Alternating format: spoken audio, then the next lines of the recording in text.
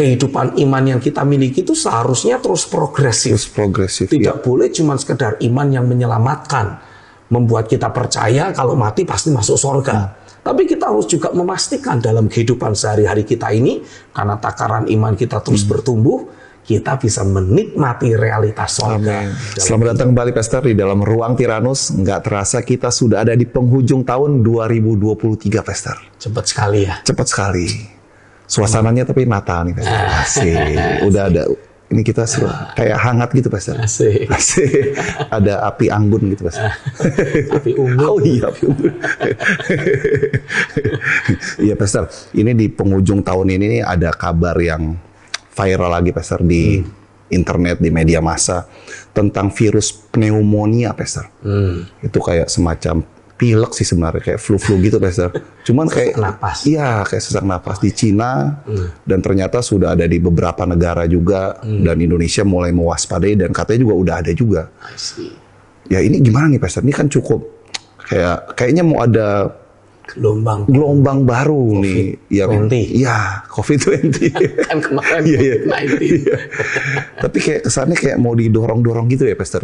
Ini bagaimana nih orang percaya menanggapinya Pastor? Karena kan kalau kita sering baca media massa, media elektronik, kalau baca-baca gitu juga anak flu sedikit kita udah bisa panik gitu. Padahal ya flu kan sering juga pasti anak kecil kan. Dulu juga kita dari dulu. Flu.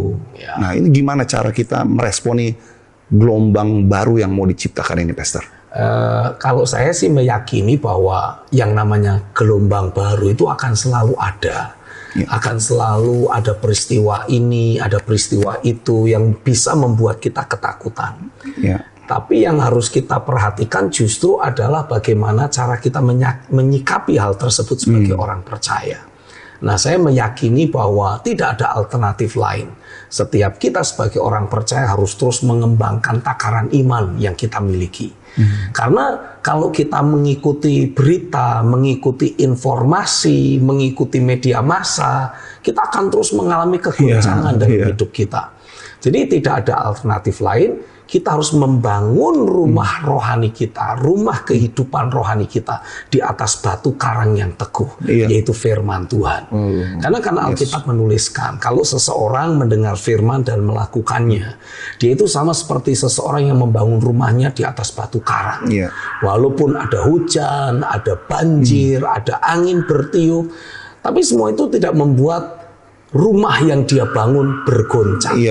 Sebaliknya, kalau seseorang hanya sekedar menjadi pendengar firman, tapi tidak mengambil langkah-langkah untuk menjadi pelaku firman, itu digambarkan seperti orang yang membangun rumahnya di atas pasir. Dalam waktu singkat, ketika ada banjir, ketika ada hujan, ketika angin bertiup, rumah itu pasti akan roboh. Nah, rumah itu bicara tentang kehidupan rohani kita, tentang kehidupan sehari-hari kita. Jadi saya meyakini bahwa setiap kita sebagai orang percaya perlu untuk lebih lagi menyendengkan telinga kita terhadap apa yang menjadi suara roh bagi jemaat-jemaat atau bagi gerejanya. Ya, kalau kita memperhatikan kitab Wahyu pasal yang kedua dan kitab Wahyu pasal yang ketiga, di situ kita mendapati ada tulisan yang Rasul Yohanes tuliskan sebagai sebuah penyingkapan pewahyuan yang dia terima dari Tuhan tentang keberadaan gereja-gereja yang ada dalam pengayomannya. Ada 7 gereja di Asia Kecil dan itu semua ada dalam pengayoman Rasul Yohanes. Masing-masing gereja ditulis di dalam Alkitab dikoreksi oleh Tuhan. Dan kalau kita memperhatikan masing-masing perikop dari gereja Tuhan yang ada, yang dikoreksi oleh Tuhan, selalu ada beberapa kata yang terus diulang-ulang. Kata yang diulang yang pertama adalah siapa bertelinga, hendaklah dia mendengar apa yang dikatakan Roh kepada jemaat-jemaat. Dan kata kedua yang terus diulang-ulang itu berbicara tentang orang yang meresponi firman itu, karena ditulisnya barang siapa menang. Jadi kalau kita meresponi firman dengan tepat, kita akan menikmati kemenangan dan ada dampak, ada manfaat, ada efek positif yang kita otomatis akan terima pada saat kita menyendengkan telinga terhadap apa yang Roh Kudus sedang katakan pada hari-hari ini. Jadi memang kita mungkin berkata, "Loh, saya tiap hari juga baca Alkitab, Pak." Betul, seringkali kita membaca Alkitab, tapi kita harus belajar menyadari bahwa itu adalah firman tertulis. Sementara yang kita butuhkan adalah firman hidup kekal. Iya. Nah, disinilah saya mendapati peranan Roh Kudus menjadi sangat dominan. Ya, ketika kita membaca firman tertulis dengan diterangi oleh penyingkapan pewahyuan yang dilakukan oleh Roh Kudus, maka otomatis firman tertulis akan berubah menjadi firman hidup kekal dalam diri kita. Nah, ketika firman itu mulai menjadi rema, istilah lainnya itu, menjadi suara Tuhan yang diperdengarkan untuk kita pada saat ini, menjadi firman rema, firman hidup kekal. Apa yang terjadi? Kita memiliki sebuah peluang untuk membangun takaran iman kita. Iya. Karena Alkitab menuliskan bahwa iman itu kan tumbuhnya dari firman. Iya. Firman yang Tuhan ucapkan kepada kita. Nah, ketika kita membaca firman tertulis dan ada pekerjaan roh yang terjadi dalam hidup kita, menghidupkan ayat-ayat firman yang ada, kita memiliki firman hidup kekal. Kita menerima firman rema. Lalu apa yang harus kita lakukan? Perkatakan firman itu berkali-kali, ucapkan berkali-kali, sampai firman itu terngiang-ngiang dalam pikiran kita. Ketika firman menjadi terngiang-ngiang dalam pikiran dan hati kita, pada saat itulah kita sedang membangun sebuah infrastruktur untuk terjadinya perbesaran kapasitas iman. Nah, kitab Roma pasal pertama menuliskan bahwa kita sebagai orang benar itu mau tidak mau akan hidup oleh iman. Dan Alkitab juga menegaskan kehidupan iman yang kita miliki itu seharusnya terus progresif. Tidak boleh cuma sekedar iman yang menyelamatkan, membuat kita percaya kalau mati pasti masuk surga. Tapi kita harus juga memastikan dalam kehidupan sehari-hari kita ini, karena takaran iman kita terus bertumbuh, kita bisa menikmati realitas surga dalam kehidupan sehari-hari kita. Jadi mau ada virus pneumonia, mau ada virus apalagi, itu tidak lagi membuat kita tergoncang.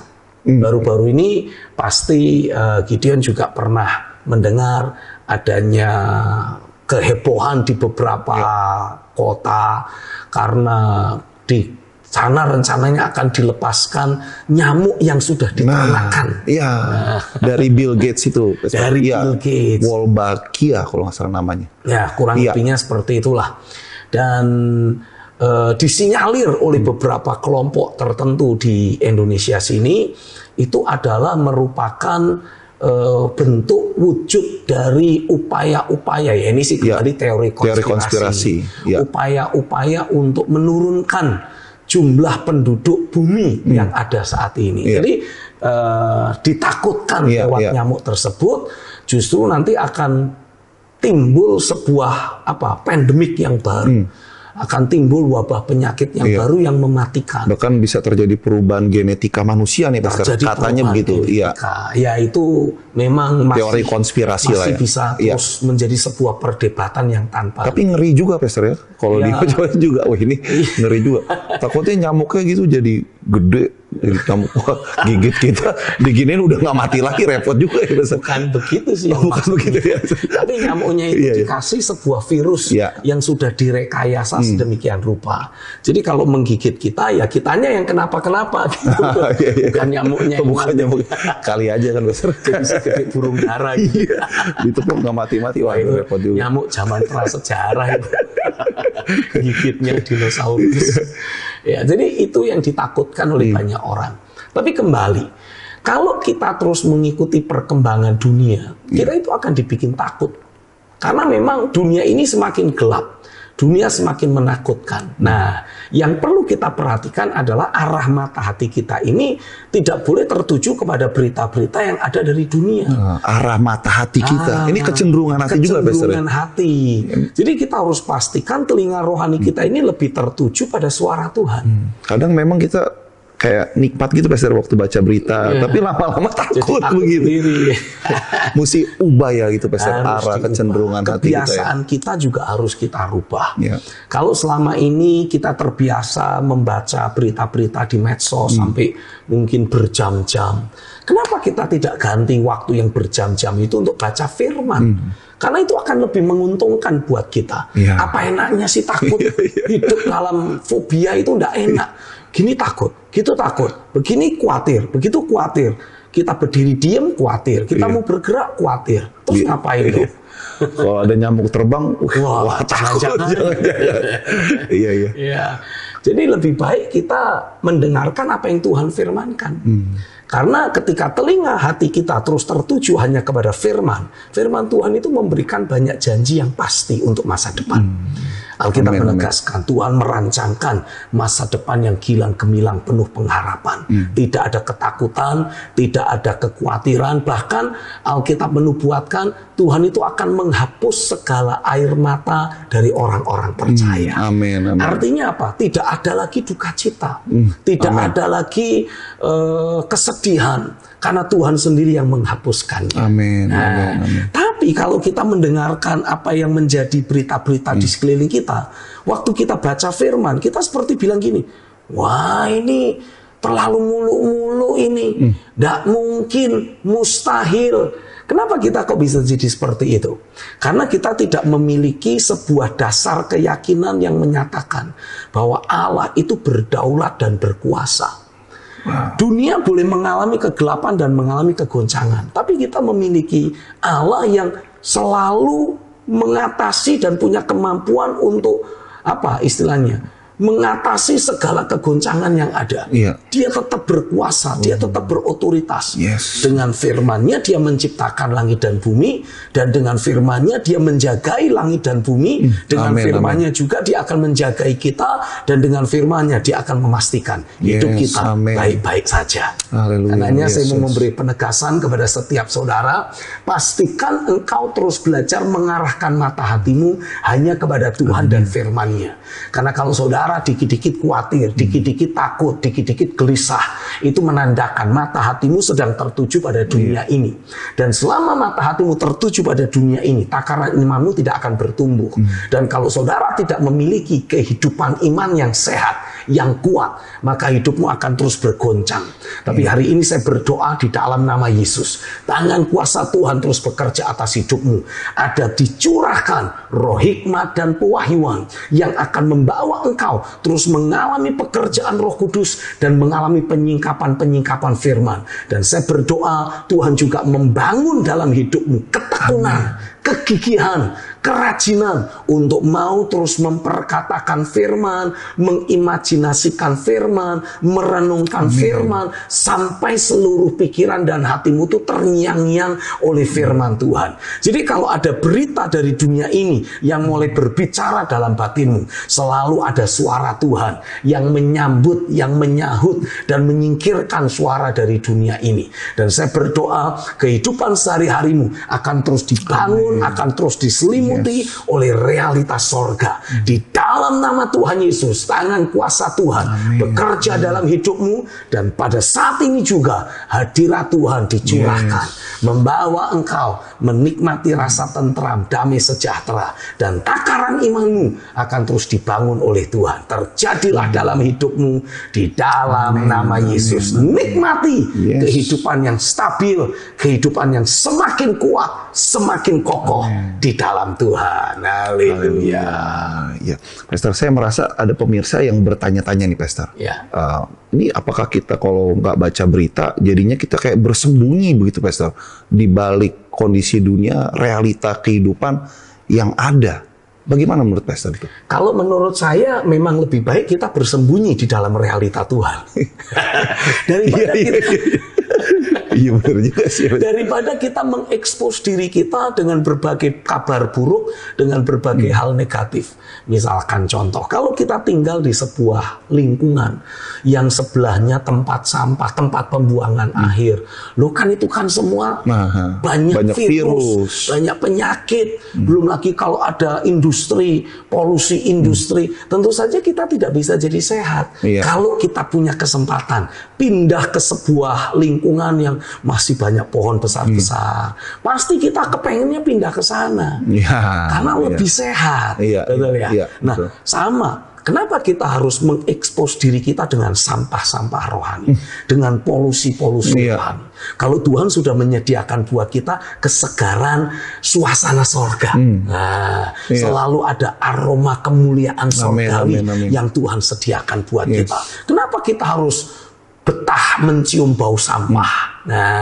Jadi kalau misalkan ada pendapat, kalau kita tidak mengikuti perkembangan zaman, apakah itu artinya kita tidak seperti bersembunyi dalam gua? Kita tidak kita hanya sekedar mengeliminasi atau mencoba mensugesti diri kita terhadap realita dan kenyataan yang terjadi. Kan seringkali kita berpikir begitu. Nah, pertanyaannya sekarang, serial apakah Tuhan bagi kita? Kalau dunia di sekitar kita buat kita menjadi lebih real daripada Tuhan dan firman-Nya, celaka kita. Karenanya saya mau tegaskan buat saudara, buat hidupmu terus mengalami ada firman yang terngiang-ngiang dalam hidupmu. Karena itulah yang akan membuat engkau menikmati realita Tuhan dan firman-Nya itu lebih real daripada semua data dan fakta yang disajikan oleh dunia ini. Sehingga sebagai akibatnya tidak ada lagi ketakutan, tidak perlu khawatir. Kita bisa menjalani hari-hari kita dengan rasa aman yang tinggi. Karena kita tahu Tuhan akan selalu menyelimuti kita dengan realita hadirat-Nya. Dan di dalam realita hadirat Tuhan tidak ada sakit penyakit, tidak ada virus, tidak ada masalah, tidak ada pergumulan yang bisa bertahan. Karena di dalam hadirat Tuhan kita hanya akan nikmati kemerdekaan, kelepasan, kesehatan, kekuatan yang selalu diperbaharui setiap hari. Saya berdoa itulah yang terjadi dalam hidupmu. Tiap hari engkau terus alami realita Tuhan bekerja nyata dalam hidupmu. Tiap waktu kekuatan, kesegaran, penghiburan, keceriaan, sukacita, damai sejahtera terus Tuhan tambah-tambahkan dalam hidupmu. Terjadilah. Haleluya. Amin. Ya, Pastor, saya kembali merasa, Pastor, ada netizennya yang menganggap ini hamba Tuhannya tidak realistis. Nah, Pastor Stephen nggak khawatir dianggap hamba Tuhan yang tidak realistis, Pastor? Ya, saya mendapati pada zamannya Yesus saja dihujat. Paulus dan para rasul juga dianggap sebagai penjungkir balik dunia, menjadikan dunia yang ada ini seperti jungkir balik, memberlakukan pakai istilah tanda kutip yang positif, new normal. Tapi new normalnya ini karena realita kerajaan sorga yang sedang dihadirkan, kehidupan yang sejatinya, yang sejati, bukan new normal yang sebelah. New normal sebelah kan yang tidak pada tempatnya dipaksakan supaya harus kita terima kenyataan. Kalau ini enggak, ini realita sorga yang dihadirkan dan kemudian mulai ditularkan kepada banyak orang. Jadi ya sebodoh amat orang mau bilang saya eksentrik, saya aneh, saya tidak lazim, ya yang penting aku sehat. Yang penting aku bugar, yang penting aku happy, yang penting aku alami realita Tuhan, yang penting aku menikmati hari-hari sorga di bumi ini. Nanti cepat atau lambat orang-orang yang masih suka mencibir, masih suka mengecek, pasti akan mulai kepengen sendiri. Jadi bagi saudara yang merasa tidak realistis, mari bergabung dengan kami. Mari bergabung. Kita sama-sama tidak realistis di dalam kebenaran. Nah, Pastor Stephen, saya dengar pada bulan Januari 2024 akan mengadakan prophetic direction. Itu arahan Tuhan untuk 2024. Saya percaya di segala waktu, di segala musim, khususnya di setiap kali kita memang harus membuat keputusan-keputusan besar. Nah, biasanya di setiap akhir tahun dan awal tahun itu kan orang seperti membuat resolusi yang baru, orang menetapkan langkah dan arah tujuan hidupnya mau kemana. Nah, di saat-saat itulah sebetulnya Tuhan itu ingin memberikan firman-Nya untuk memastikan setiap kita bisa menetapkan arah perjalanan hidup kita itu secara akurat sesuai dengan agenda kerja Tuhan. Nah, disitulah pentingnya kita perlu membuka diri, membuka hati, dan yang pasti saudara harus mengikuti acara Prophetic Direction 2024. Hubungi nomor di bawah ini, bulan Januari tahun 2024. Asik. Nah, Pastor, kita mau masuk ke tema Natal nih, Pastor. Ya, tadi kita udah ngomongin soal virus dan segala macam ketakutan yang ada sudah kita tanggulangi. Haleluya. Nah, sekarang kita mau masuk ke tema Natal nih, Pastor. Kita mau ngomongin pribadi yang ada di belakang kita ini, Pastor. Opa berbaju merah, Santa Claus. Nah, menurut beberapa riset dari badan, Pastor, bahkan Badan Perekonomian mengatakan bahwa perekonomian itu melonjak gara-gara ada sosok satu ini di bulan Natal, Pastor. Roda perekonomian kayak berputar dengan bagus pada saat itu. Tapi anehnya Santa Claus justru jadi lebih terkenal daripada Yesus itu sendiri. Betul. Di waktu Natal ini. Nah, sebenarnya ini bagaimana kita menyikapinya, Pastor?